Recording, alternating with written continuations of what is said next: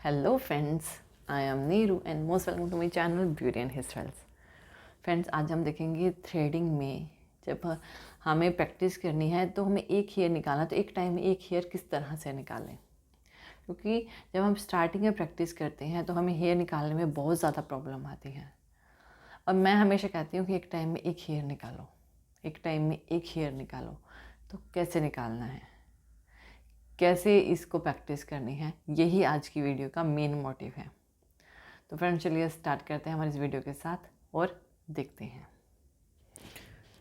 So friends, जब बात आती है कि हमें एक टाइम में एक हेयर निकालना है तो इस टाइम में ये नहीं होता कि हमने बात ये है कि एक टाइम में एक हेयर निकालने का रीज़न ये होता है, जब बिगिनर्स होते हैं कि जब वो एक हेयर निकालते हैं ना तो उन्हें दूसरा हेयर दिखाई देता है कि उसके साथ वाला कौन सा हेयर निकलेगा। इस वजह से मैं कहती हूँ कि जब भी एक टाइम में एक हेयर निकालने की बात आए तो पहले एक हेयर निकालो। जब एक हेयर निकाल दोगे ना तो दूसरा हेयर आपको दिखाई देगा। 2-3 हेयर में आपको प्रॉब्लम आ सकती है, उसके बाद जब आपको दिखाई देने लग जाएंगे कि ये वाले हेयर भी तो इसी लाइन में जा रहे हैं। इस वजह से कहते हैं कि एक टाइम में सिर्फ एक हेयर निकालें बिगिनर्स, क्योंकि जिनको प्रैक्टिस हो जाती है वो एक टाइम में सारे हेयर एक ही बार में निकाल देते हैं। ये सिर्फ प्रैक्टिस का खेल होता है सारा, तो वो सारे हेयर निकाल देते हैं। तो जब आप एक स्टार्टिंग से यानी कि एक स्टेप से स्टार्ट करते हो तो वो 2 स्टेप 3 स्टेप और कब वो एक रास्ता बन जाता है हमें पता ही नहीं लगता।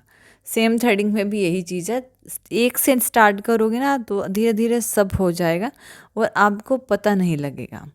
जैसे कि आप देख रहे हैं हमने ऊपर के हेयर अभी निकाले हैं, ठीक है। अब यहाँ पर आपको इस चीज़ का ध्यान रखना है, जब भी थ्रेडिंग करें तब आपको अपने हैंड को, मूवमेंट को या सब चीज़ बिल्कुल ध्यान में रखें और उसी के अकॉर्डिंग काम करें। अगर कुछ समझ नहीं आ रहा है तो धीरे धीरे काम करें। ये बिगिनर्स के लिए, क्योंकि धीरे धीरे काम करना भी एक गलत चीज़ होती है, क्योंकि जो बैठा होता है ना उसको बहुत प्रॉब्लम हो रही होती है उस टाइम। इतनी देर बैठना भी इतना आसान नहीं होता है। अब जैसे कि हम थ्रेडिंग करते हैं, हम 4-5 मिनट में थ्रेडिंग फिनिश कर देते हैं, तो 4-5 मिनट ही उनके लिए बहुत लंबे होते हैं। लेकिन जब हम बिगिनर हैं और जब थ्रेडिंग कर रहे हैं तब आप 4-5 मिनट नहीं, शायद आप 1 घंटा भी ले लें। ये हो सकता है कि शायद आप उनका 1 घंटा भी ले लो। तो इस चीज़ का ध्यान रखें। देखिए, जैसे कि मैं हेयर निकाल रही हूँ, मैंने यहाँ से टेल से हेयर निकाले, ठीक है। अब मुझके पीछे वाले हेयर दिखाई दे रहे हैं। आप देखिए, जब हम हेयर निकालते हैं ना उसके कौन से हेयर रह रहे हैं वो चीज़ दिखाई देती है, और उसी को ध्यान में रखते हुए हमें अब आपको हेयर दिखाई दे रहा है ना कि कौन सा हेयर निकाल रहा है, मुझे भी दिखाई दे रहा है कि कौन सा हेयर निकालना है। तो उसी को ध्यान में रखते हुए हमें हेयर को निकालना होता है, और हमें इसी तरह से ही तो हमारी शेप आती है, और वरना हमारी शेप कैसे आएगी। और इसी चीज़ को ध्यान रखना है, मेंटेन करना है, और आप प्रॉपरली अपनी थ्रेडिंग को कर लोगे बिल्कुल। और सबसे बड़ी बात है कि अपने डर को निकालो।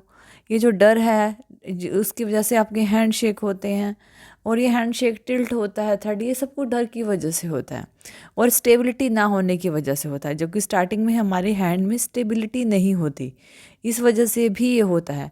जब आप डेली डेली एक काम करने लग जाते हो ना, आप उसमें परफेक्ट हो जाते हो, उसमें स्टेबिलिटी आ जाती है। इस वजह से कहते हैं कि पेशेंस रखो और करते रहो, स्टेबिलिटी आ जाती है।